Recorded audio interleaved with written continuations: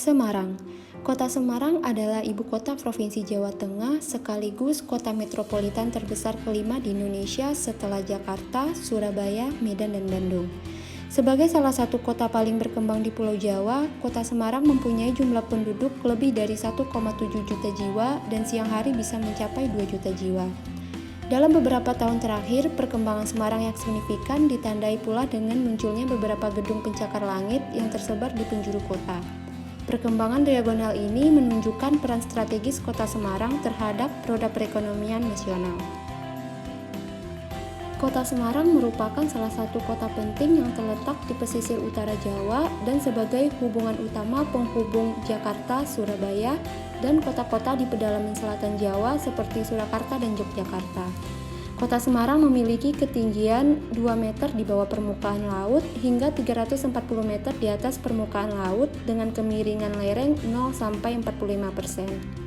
Kota Semarang merupakan kota yang memiliki kondisi topografi yang unik berupa wilayah daratan rendah yang sempit dan wilayah perbukitan yang memanjang dari sisi barat hingga sisi timur Kota Semarang.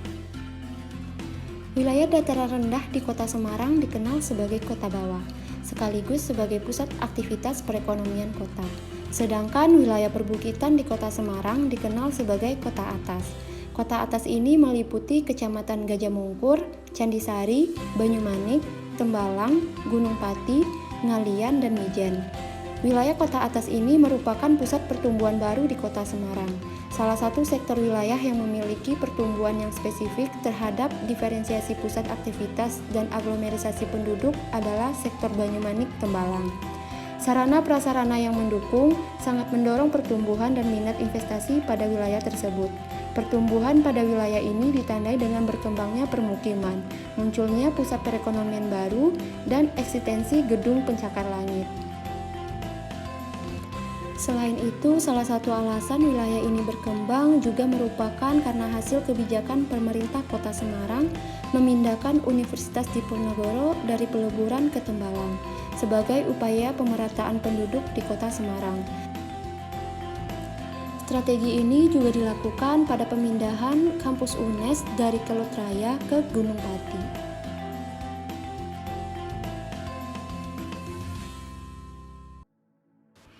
Universitas Diponegoro, disingkat sebagai Undip, adalah sebuah perguruan tinggi negeri di Indonesia yang berlokasi di Semarang, Jawa Tengah. Saat ini Undip telah memiliki 11 fakultas dan 2 sekolah vokasi. Kampus utama Undip terletak di daerah Tembalang dan kampus utama lainnya terletak di daerah Peleburan.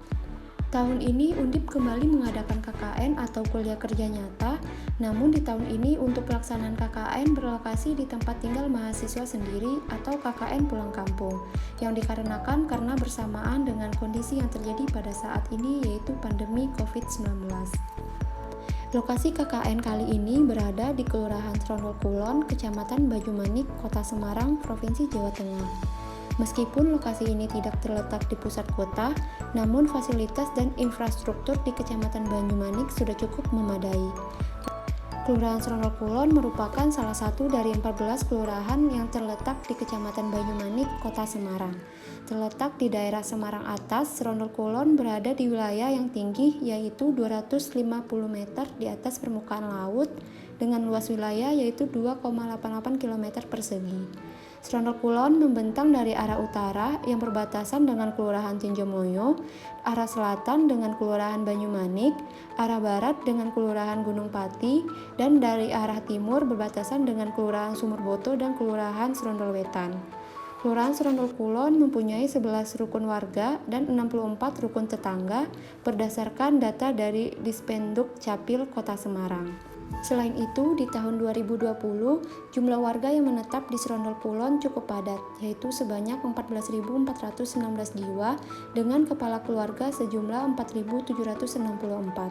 Adapun fasilitas yang terdapat di Kelurahan Trondol Kulon berupa masjid, puskesmas, pasar, transmart, swalayan. Kemudian di Kelurahan Trondol Kulon juga terdapat potensi wilayah yang dapat dijadikan objek wisata seperti sumber mata air, goa, kampung angkringan, dan kerajinan tangan dari hasil UMKM. di mana pada KKN kali ini saya, Wulansari dari jurusan Kimia Undip, ditempatkan di RW 02 Kelurahan Serondol Kulon, di mana RW 02 sendiri terdiri dari 6 RT. Untuk KKN sendiri, setiap mahasiswa diwajibkan mempunyai 2 program kerja yang bertemakan terkait pemberdayaan masyarakat di tengah pandemi COVID-19 berbasis pada tujuan pembangunan berkelanjutan atau SDGs. Untuk program kerja yang pertama, yaitu terkait edukasi pembuatan hand sanitizer alami dengan bahan dasar daun sirih, serta edukasi cara mencuci tangan dengan baik dan benar. Program kerja ini dipilih karena sesuai dengan permasalahan yang sedang dihadapi oleh masyarakat di Kota Semarang, yaitu terus meningkatnya angka kasus COVID-19. Begitu juga yang dirasakan oleh masyarakat di Serondol Kulon. Oleh karena itu, kami dari mahasiswa berinisiatif memberikan edukasi kepada masyarakat untuk membuat hand sanitizer dengan cara yang praktis dan bahan yang mudah didapatkan seperti daun sirih. Selain itu, melihat kebutuhan hand sanitizer yang semakin meningkat karena angka penularan COVID yang juga semakin meningkat dan diberlakukannya PPKM, maka dari itu dilakukanlah sosialisasi pembuatan hand sanitizer dengan bahan dasar daun sirih. Sosialisasi ini dilakukan dengan membuat video tutorial pembuatan hand sanitizer dan dibagikan ke media sosial pribadi dan ke masyarakat sekitar. Selain membagikan video tutorial, juga dibuat poster. Selain pembuatan poster hand sanitizer, saya juga langsung mengedukasi masyarakat sekitar tentang cara mencuci tangan dengan baik dan benar melalui door to door dari rumah ke rumah dan melalui pembagian poster. Selanjutnya untuk program kerja kedua yaitu terkait sosialisasi pemanfaatan limbah rumah tangga minyak jelantah untuk pembuatan sabun. Limbah rumah tangga merupakan salah satu penyumbang besar dalam pencemaran lingkungan. Salah satu limbah rumah tangga yang banyak dihasilkan adalah minyak goreng bekas atau yang biasa kita sebut dengan minyak jelantah. Minyak jelantah biasanya dihasilkan dari hasil konsumsi makanan yang digoreng. Selain itu, di kawasan RW 02 juga banyak terdapat pedagang gorengan, sehingga minyak jelantah yang dihasilkan juga semakin banyak. Minyak goreng bekas atau minyak jelantah biasanya langsung dibuang oleh masyarakat ke lingkungan. Hal ini dapat menyebabkan penyumbatan saluran drainase, mengurangi kadar oksigen di perairan, menutupi pori-pori tanah, sehingga tanah menjadi tidak subur. Selain itu, banyak masyarakat yang belum mengerti tentang cara mengolah limbah minyak goreng bekas atau minyak jelantah. Oleh karena itu, dibuat suatu inovasi untuk mengubah minyak goreng bekas atau minyak jelantah ini menjadi sabun. Dengan adanya edukasi terkait pemanfaatan limbah minyak jelantah ini, diharapkan masyarakat dapat mengelola limbah minyak goreng bekas ini sebelum dibuang ke lingkungan. Dan diharapkan juga dari adanya edukasi ini dapat mengurangi limbah minyak goreng bekas dan sekaligus dapat menjaga lingkungan sekitar. Selain itu, dengan adanya edukasi ini dapat juga menaikkan UMKM dari masyarakat sekitar.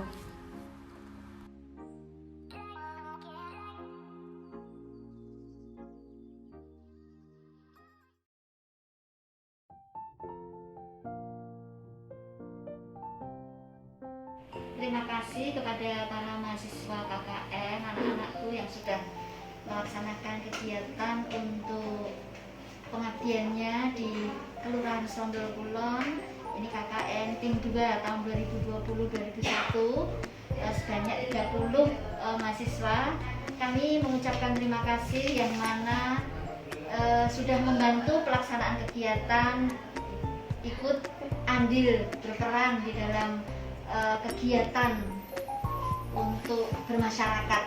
Jadi tidak hanya teori tapi bisa praktek. Kebetulan pas ada kegiatan untuk vaksinasi warga masyarakat untuk percepatan Kelurahan Serondol Kulon menjadikan contoh ini suatu kegiatan yang luar biasa sekali. Mungkin bisa bergabung bersama, kebetulan ada pimpinan Kota Semarang yaitu Pak Wali Kota hadir juga di situ, merasa bangga dan senang ya bisa ketemu, kemudian bisa berperan aktif. Kemarin ada di wilayah RW-RW yang mana sudah kami tentukan untuk kegiatan. Semoga pembelajaran ini menjadikan pengalaman, tidak hanya teori saja tetapi praktek yang bisa dilaksanakan. Kami mewakili pemerintah Kota Semarang, mohon maaf apabila ada kesalahan di dalam pelaksanaan, mungkin mewakili warga masyarakat yang tidak berkenan di hati anak-anak semuanya. Semoga kegiatan KKN untuk pengabdiannya tim 2 tahun 2020 dan 2021 Undip luar biasa sekali. Terima kasih. Semangat. Untuk pesan dan pesannya kita KKN kira-kira pesan dan pesannya, karena ini KKN sudah berkali-kali ya untuk RW 2 di wilayah kami ini. Pesannya baik karena selalu memberikan tambahan ilmu lagi, khususnya bagi ibu-ibu di wilayah RW 2 yang kemarin kebetulan membuat sabun dari jelantah ya, jelantah yang biasanya sudah nggak kepakai, ini kemarin bisa dimanfaatkan menjadi sabun dan bisa digunakan untuk keperluan rumah tangga ya. Dan sebenarnya bisa juga kalau ditingkatkan menjadi kayak tambahan ini ya, ekonomi dalam keluarga, bisa menambah pundi-pundi keuangan, membantu keuangan keluarga di masa pandemi ini seperti ini